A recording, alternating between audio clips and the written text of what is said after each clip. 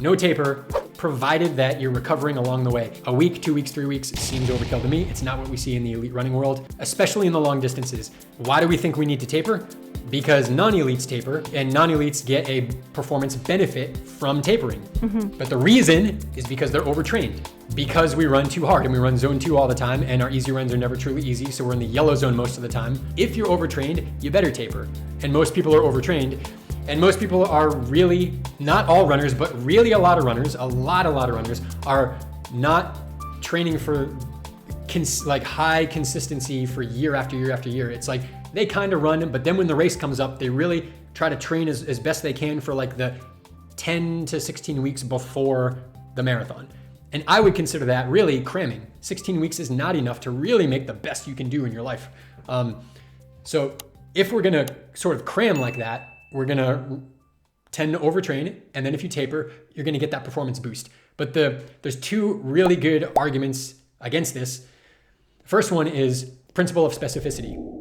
As you get closer to your marathon, you want to be running high volume because the marathon is a long race, and we want to be running marathon pace, not for 1 or 2 miles, but relatively high volume because that's what's specific to the race. So why in the heck would we train more and more and more and more specific to the race, and then as soon as the race is coming up, go less and less and less and less and less specific, and then expect that that's going to improve our performance? It doesn't make any sense. It violates the law of specificity. It works because we're overtrained. So a better approach might be to not overtrain. And this is a tough pill to swallow because if you don't overtrain, it means stop running so dang hard and run a little bit less miles than you are. But we don't want to do that. But what it really means, and this is where mindset comes in, because what it really means, it doesn't mean that. It just means be more long-term oriented.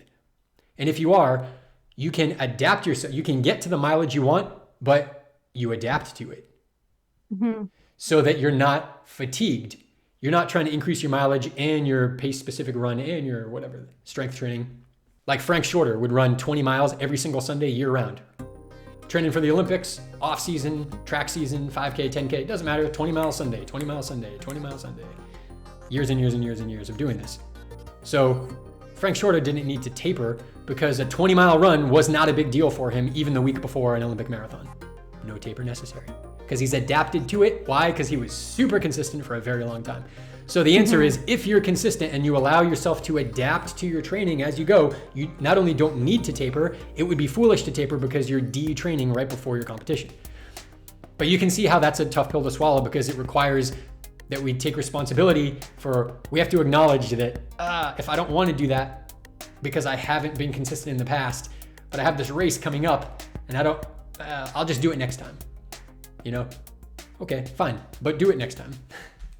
Yeah, I mean, I think that it's starting to be more well known that we definitely don't need 3 weeks of tapering. You want like 10 days or up to 2 weeks is kind of what you see in, at least in the Hansen training plan. It's really like your last hard workout is 10 days out. 10 days out. And then you do run every day still, but like your volume ends up decreasing. So I will say that works for most people. This is why things like the Hansen's program and like Fitzinger and Brad Hudson and Jeff Galloway and Jack Daniels, these are excellent programs for most people. But I can also tell you that, so in the book here, page 184, I'm looking at the counterintuitive approach to tapering that elites really use. And some of these runners are Hansen's runners, like Desiree Linden. She either is or was a Hansen runner. She's not anymore, but she was for like many years. Yeah. Okay. The only one, so she's the only one in the book that I quote who was a Hansen's runner. But let's just take a look. I talk about Desiree Linden, Abby D'Agostino, Matt Fitzgerald, who's not a runner but an author, Bill Rodgers, Abel Khoury, Moses Mosop, Ryan Hall. I talk about all these runners and their approaches to a taper, and none of them taper. Now, when I say they don't taper, what I mean is that they don't do a 1 or 2 week or 3 week taper. It doesn't mean that they train harder. No.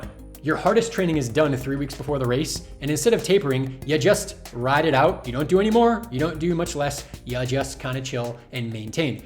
And then when you're about 3 days out from the race, we'll dial it back a little bit to get that little extra buffer. 3 days out, but training full mileage until 4 days out, you're training full mileage. Now, Bill Rodgers was training about 128 miles a week leading up to his world record performance at Boston in 1975. And he ran full mileage up till 4 days before Boston. He did a little mini taper and he won Boston. But then Boston is on a Monday, Marathon Monday. He then went to Cape Cod and he ran the Falmouth 7 miler, which is the most competitive 7-mile race in the world, I think. And not only did he win that, less than a week later, so Monday to Saturday, not only did he win it, but he set a course record. What happened? Not only did he not taper going into the marathon and won, I think he set a course record too at Boston, but then he didn't taper, he just raced a marathon, and 5 days later, he races again and sets a record on this course. What happened? There's no taper going on there. World record, Boston champion. And Bill Rodgers, Desiree Linden, same thing. She cut her mileage she cut it by 10%. So there is a little bit of a taper there. It's 10%, and that comes in the last 3 days. But then let's take a look at Ryan Hall. Ryan Hall, the US record holder in the half marathon still today. I think in the marathon as well currently. He actually tried a traditional 3-week taper leading into the Boston Marathon in 2015, something like that. He tried it, and 1 week before the race, following a short, easy 30-minute run on interview, he said that it was the first time in the past few weeks that he hadn't felt great. And he went on to run well, but far short of his personal best at the distance. So, there's more examples in there, but when you look at elite runners, they're not tapering. They're just maintaining the last 3 weeks with a very short taper. And when they do, there's an example. Now, there may be exceptions to this, right? If they're overtrained, you should taper. But Ryan Hall he did a traditional taper that a lot of people do try, and he fell flat, according to him. So, no taper, provided that you're recovering along the way. And when you're recovering along the way, you're also not doing that increase for 3 weeks, step back for a week, increase for 3 weeks, step back for a week. That's a burnout prevention strategy to going too much in those 3 weeks. You know that, cut back every 4th week kind of thing? Yep. Not necessary unless you're going too much in those 3 weeks. And then necessary, yes. And most people are, so they should follow that. I'd say 90% of runners really should follow that and really should taper. But you can unlock better performance if you just adapt in the long term.